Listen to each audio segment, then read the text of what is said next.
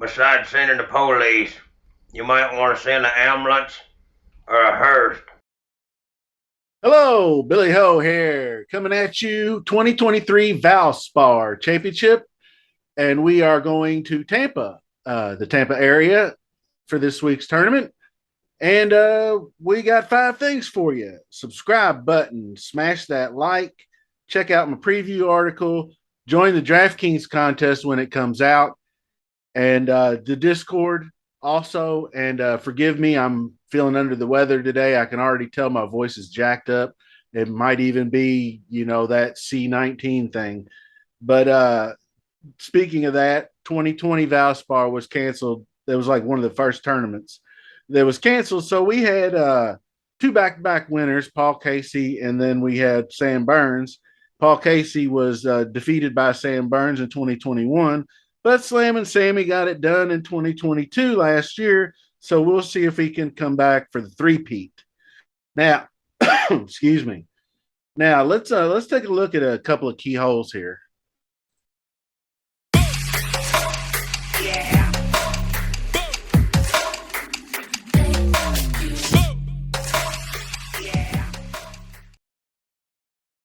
All right. The PGA Innisbrook Copperhead course is a par 71 course.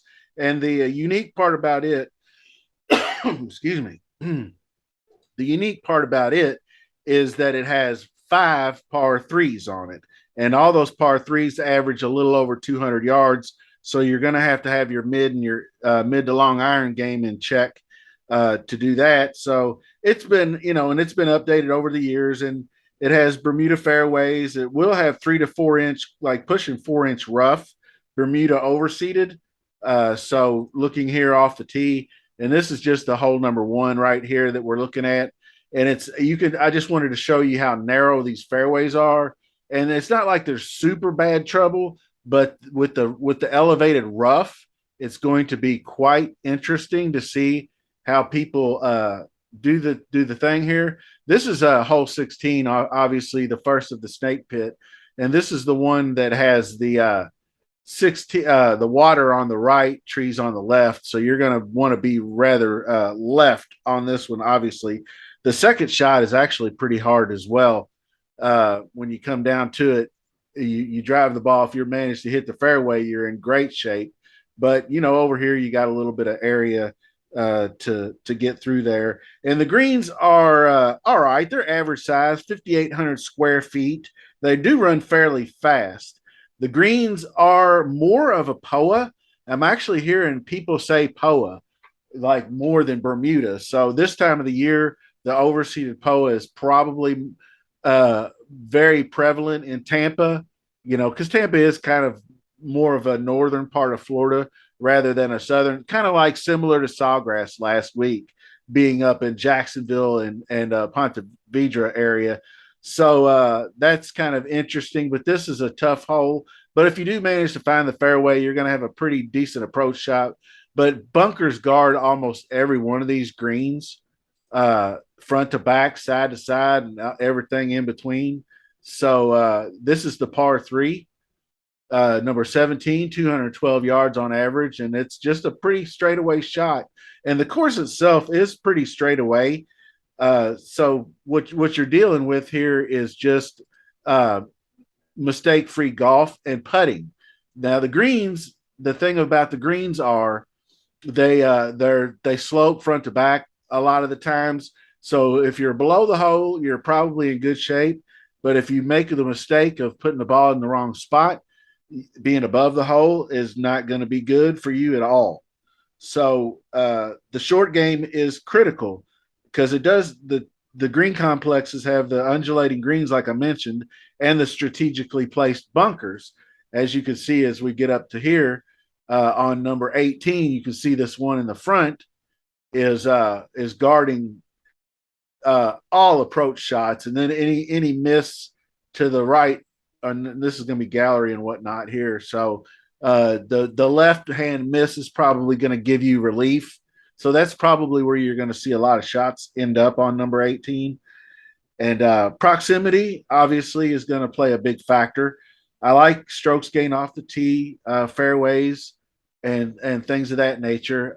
Let's check out over here on Rick Run Good. Shout out Rick on his key stats for the Copperhead. He's got a lot of scrambling in here. I'm going to say from anywhere from 125 to 200, and the 200 plus stuff is a lot of these five par threes that I mentioned. And putting obviously is going to be key. This is one of the most important putting, like from 10 feet. You can see it's pretty highly ranked here as well.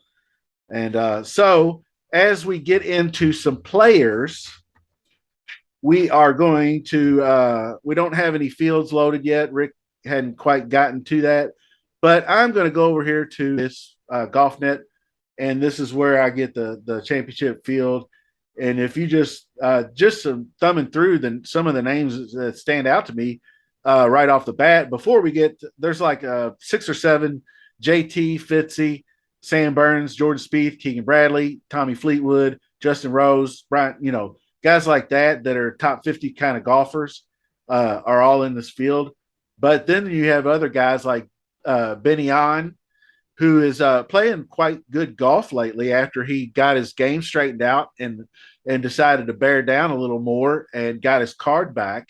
He's been playing really well, and I think he's a great fit for this golf course because his tee to green game seems back, and he does seem to be a little bit better on the putting greens.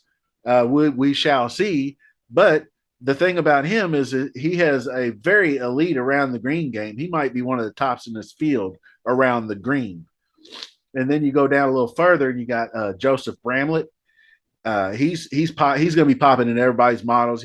Because he's been playing really well. He's finally got the putter going a little bit. So putting's usually killed him here, but off the tee, his last couple outings, I mean, he's made cuts, but this might be the year that he actually maybe breaks through with a higher finish. Obviously, number one, it's probably going to be between Burns and JT. And the way JT's playing, Justin Thomas lost 6 strokes putting last week.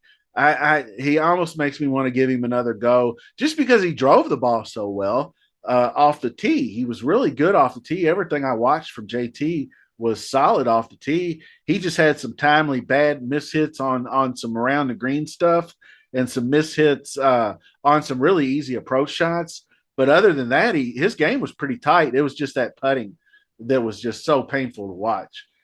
So there's Wyndham Clark, like I just mentioned.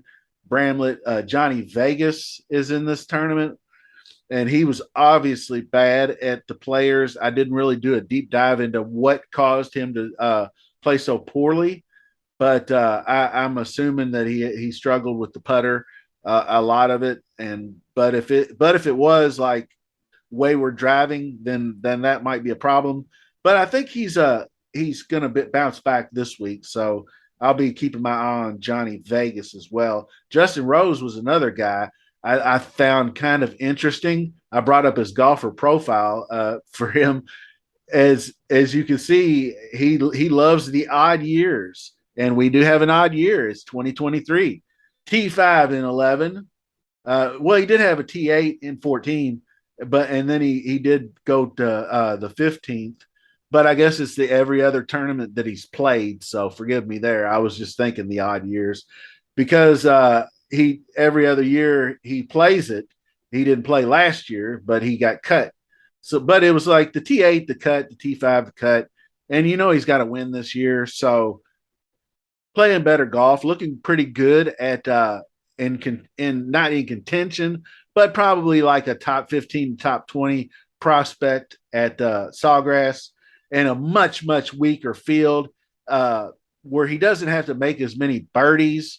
He can just kind of grind just like everybody else does. So that's why I think JT and Fitzy and Burns, Spieth even, I don't know about Keegan because this is where full Keegan was started a long time ago. But, obviously he missed the cut going last week.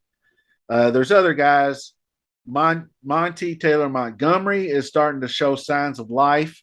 So I might be getting down on some Taylor Montgomery this week.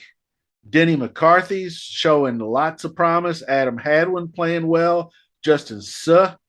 Mav McNeely is back from the injury. So there are a ton of guys, and you can just pan down here as I finish up. Brian Harmon, I'm not going to give a whole lot of credence to, but Jaeger's not a bad prospect. Pat Kazire is showing a little bit of signs of life, and this is the kind of course he can grind out on. He can get hot with the putter. But wrapping this up, we'll once the pricing comes out and the contest comes out, we'll do a deeper dive and we'll have more information for you on Tuesday for the DraftKings show. And I think I might put out a little snippet video on the NCAA tournament, maybe just a few picks and some strategies that I like to employ. I usually do pretty good. As long as you pick the champion itself, you're usually always in contention. But don't forget, I will have a bracket challenge out. It'll be a $2 entry, 5 max, and then we'll do a 70-30 split on the bracket. So looking forward to seeing you soon. Thanks for watching. Billy Ho out.